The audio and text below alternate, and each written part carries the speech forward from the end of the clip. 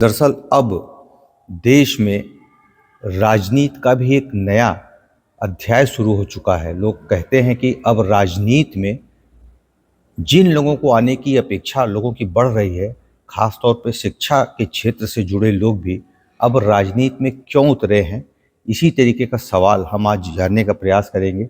Rise nation development party के संस्थापक राजेश सिंह जी हमारे साथ हैं। सर, बहुत बधाई आपको कि आप के संगठन का निरंतर विस्तार हो रहा है। जी, बिल्कुल धन्यवाद विरेंद्र भैया। बिल्कुल हम लोग एजुकेशन के फील्ड पे हैं और एजुकेशन की तर्ज पे ही हम अपने राजनीतिक संगठन को आगे बढ़ाएंगे। जितने प्रोफेसर्स हैं, रिटायर्ड हैं, नहीं रिटायर्ड हैं, उनके सजेशन लेंगे और उनको संरक्षक के रूप में उनकी गाइडलाइंस को लेके हम जो है शिक्षा के माध्यम से ही देश की सेवा कर पाएंगे। शिक्षा अपने आप में एक व्यापक हथियार लोग मानते हैं। क्या लगता है कि शिक्षकों को भी राजनीति में आना आवश्यक है? अगर आपने कदम रखा है तो क्या समझ के रखा है? देखिए, बिल्कुल शिक्षकों को आना चाहिए। शिक्षक बुद्धिजीवी वर्ग है जिनके माध्यम से ज्ञान का सृजन होता है, ज्ञान बच्चों को मिलता है, जिससे बच्चे डॉक्टर्स, आईआईएम, आईआईटी क्वालिफाइड कर रहे हैं या उससे उच्च पदों पे जा रहे हैं।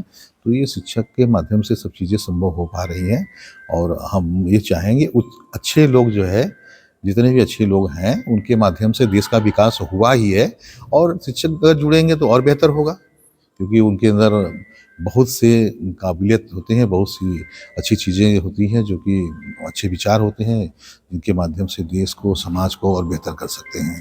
राजेश जी, आज कोर कमेटी की बैठक हो रही है। काफ़ी देर से आप लोग एक मैराथन बैठक कर रहे हैं। क्या डिसीजन लिया आज? कोई विशेष निर्णय लिया? हाँ, विशेष निर्णय लिया। आज हम लोगों ने जो है जौनपुर जिले की इकाई का गठन किया, जिसमें हमारे जिलाध्यक्ष सुमित सिंह जी हैं, हमारे भाई साहब जी हैं। ये सब जो है जिलाध्यक्ष के पद पे जो है वहाँ पे वर्क कर रहे हैं। आज मुझे जो है मनोनयन किया गया है, जिससे कि वहाँ पे जौनपुर का कार्यभार संभालेंगे।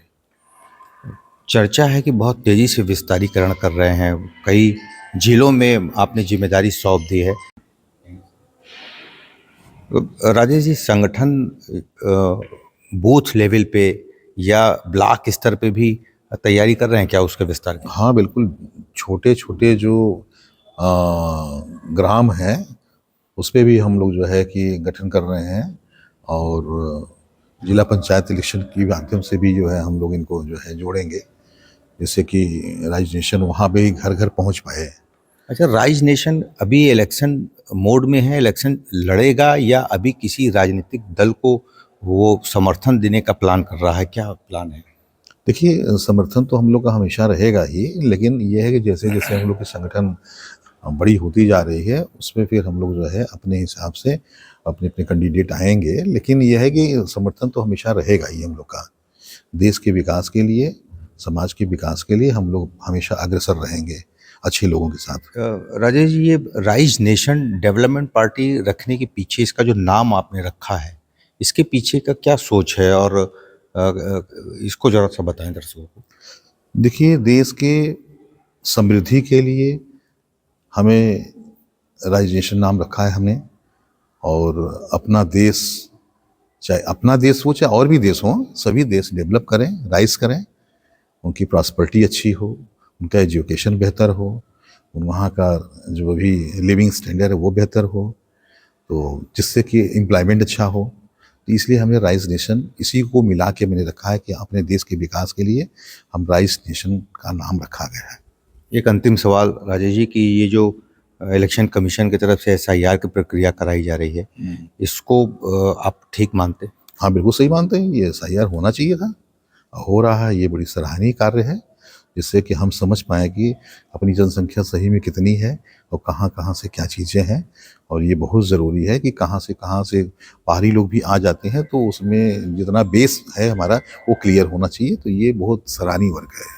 बहुत बहुत धन्यवाद सर, आपने समय निकाला, बात किया। राजेश जी, राजेश सिंह जी थे, जो राइज नेशन डेवलपमेंट पार्टी का मुख्यालय भी जनपद मिर्ज़ापुर को ही बनाया गया है और आसपास के क्षेत्रों में निरंतर अनवरत क्षेत्र के साथ साथ ब्लॉक स्तर पर भी संगठन और पार्टी की मजबूती के लिए निरंतर अनवरत यत्नशील तमाम जो संगठन के पदाधिकारी हैं वो आज इस बैठक में हिस्सा भी ले रहे हैं। आज हम सबने एजाज अहमद जी को जो है राष्ट्रीय संयोजक के रूप में भी जो है मनोनयन किया गया है, जो कि जो है पूरा राष्ट्रीय स्तर पे संयोजित करेंगे और सभी नियुक्ति पत्रों पे सभी लोगों का मनोनयन में पूरा ये इनका पूरा योगदान है और योगदान देते हैं। एजाज अहमद जी हमारे साथ हैं और राइज नेशन डेवलपमेंट पार्टी की बड़ी जिम्मेदारी आज आपको सौंपी गई है। बहुत बधाई सर आपको। धन्यवाद सर। क्या ये जो जिम्मेदारी मिली है, अब आपका क्या प्लान है, किस तरीके से पार्टी को राष्ट्रीय लेवल पे ले जाने का प्लान किया है? सबसे पहले मैं राइज नेशन के राष्ट्रीय अध्यक्ष डॉक्टर राजेश सिंह का शुक्रिया अदा करता हूं कि जो उन्होंने मुझे इतने बड़े पद से नवाजा है। मैं पूरी जिम्मेदारी और मेहनत से उनको निराश नहीं करूंगा और पार्टी को आगे बढ़ाता रहूंगा। एजाज जी, जो लोग जुड़ना चाहते हैं आपसे, आपकी पार्टी से, आपके पार्टी से जो इत्तेफाक रखते हैं, जो आपके मिशन को कामयाबी तक पहुंचा सकें, वो लोग कहाँ संपर्क करें, आपसे कैसे मिले, पार्टी से कैसे जुड़ सकते हैं? या और भी जो अभी कई जिले हैं, तो क्या संदेश देंगे उनको? देखिए, काफ़ी ज़िले में हम लोगों ने जिलाध्यक्ष बनाया हुआ है और व्हाट्सएप वगैरह पे सोशल मीडिया के माध्यम से हम लोग अपना नंबर दे रहे हैं।